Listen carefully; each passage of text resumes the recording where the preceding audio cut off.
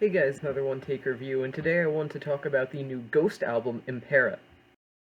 This is the latest album from the metal band, though lately with this record and their last record, Prequelle, I do think they've been sort of distancing themselves from that and going towards a more basic AOR hard rock sound, which I've enjoyed personally, even though I know a lot of people, especially dedicated fans of their earlier work, haven't really enjoyed as much or even just completely straight up disliked.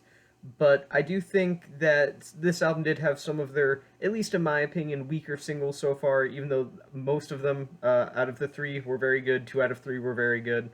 So I will say that I was at least slightly skeptical of how Impera was going to match up against their previous works, especially considering I personally don't think Ghost has ever put out anything less than a very good album before, but I'm surprised that this album managed to not disappoint in all honesty.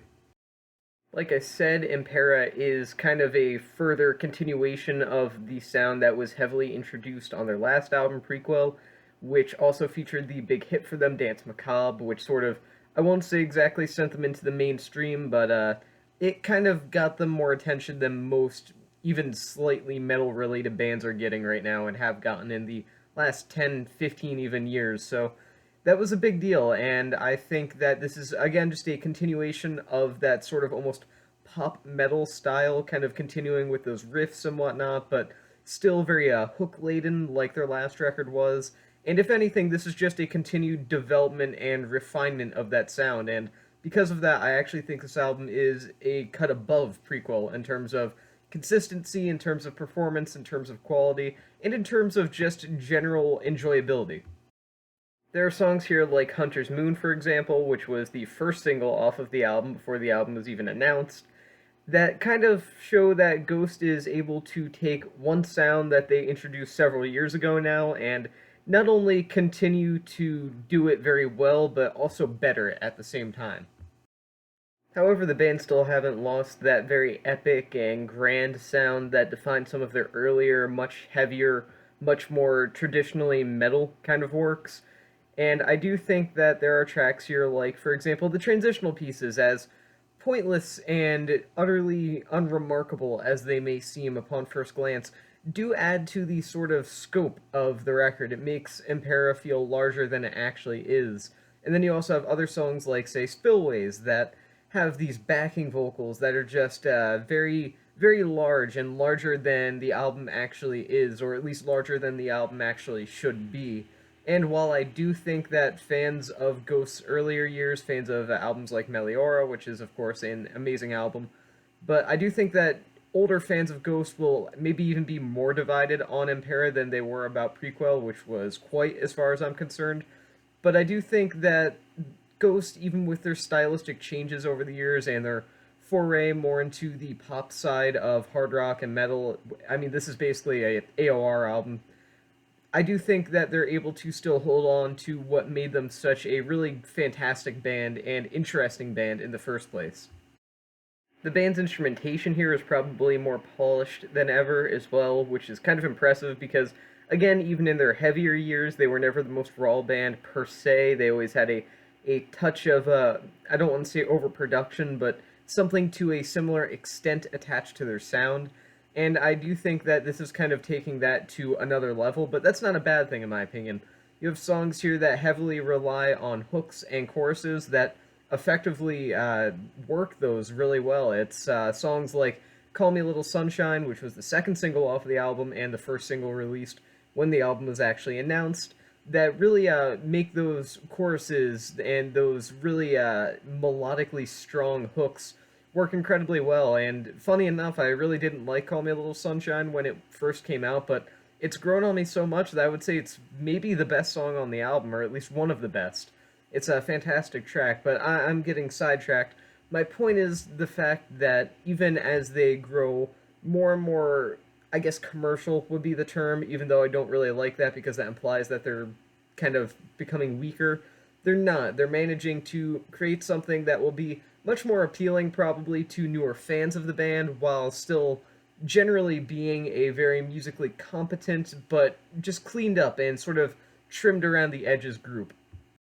I mean, generally speaking, this very kind of squeaky clean sound that they have throughout Impera is almost Ghost taking something that would spell just total doom for most other metal bands and making it into something that strangely perfectly suits the sort of musical evolution and the musical direction that the band are going in.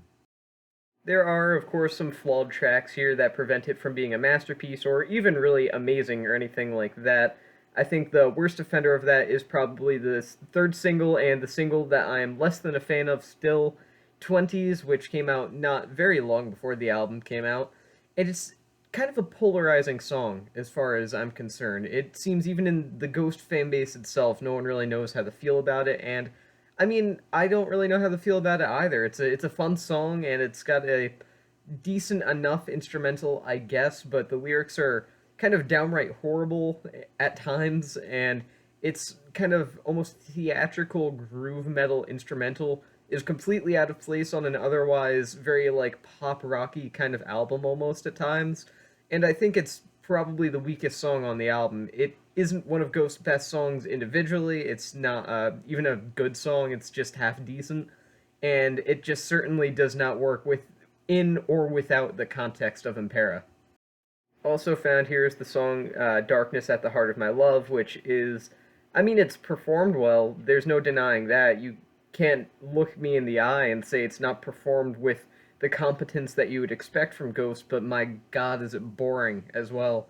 It easily feels like just the most dragging on song that Ghost have done in a while, and considering I wasn't a huge fan of some of the stuff that was on Prequelle, I that's saying something. I do think that Darkness at the Heart of My Love is far from being one of the band's best, not even remotely close.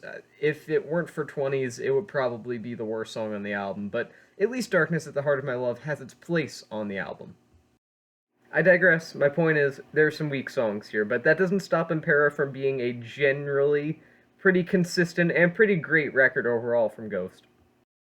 So, overall, Impera sees Ghost further develop the sort of pop rock, pop metal sound that they introduced a few years ago with Prequelle, and I enjoy it. I know a lot of people don't, and I completely respect people that don't. I completely understand people that don't. Even I will admit that I wasn't a big fan of it myself. I thought it was kind of a poor career decision for Ghost, to say the least, but at this point, I quite enjoy it, and I think that this is just, again, a further refinement of that sound with some of the best songs of this era of Ghost. Ultimately, I do feel like this is probably one of the better records of the more recent sound that Ghost has introduced, which obviously that's not saying much because they haven't really released that many albums with this sound so far, but I do think ultimately this will be one of the better ones, so I'm going to have to give Impera a 4 out of 5, and if I give it more than a couple listens, which I did, it'll probably go up to maybe a 4.5, but just due to a couple flaws like filler, I'm just going to have to give it a 4 for now, but if I ever revisit this, I wouldn't be surprised if it goes up a notch. But for now, 4 stars out of 5, and that is the end of this review, and I will see you guys in the next one.